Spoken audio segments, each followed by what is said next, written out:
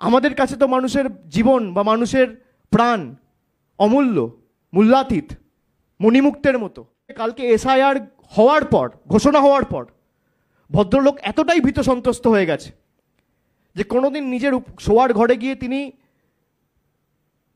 ছিটকানি আটকে বা দরজা বন্ধ করে কোনোদিন ঘরে শোয় না। তার বৌদি বলছে যে দরজার খিলটা আটকে ছিটকানি মেরে তিনি শুতে গেছেন। আজকে তার মৃতদেহ উদ্ধার করছে এবং তার সাথে তার সুইসাইড নোট। সেই সুইসাইড নোটে প্রয়াত প্রদীপ কর, যার 57 বছর বয়স, তিনি বিয়ে থা করেননি, অবিবাহিত, তিনি লিখছেন আমার মৃত্যুর জন্য দায়ী হচ্ছে এসআইআর এবং এনআরসি। আর কত রক্ত চান জ্ঞানেশ কুমার? আর কত রক্ত চান অমিত শাহ?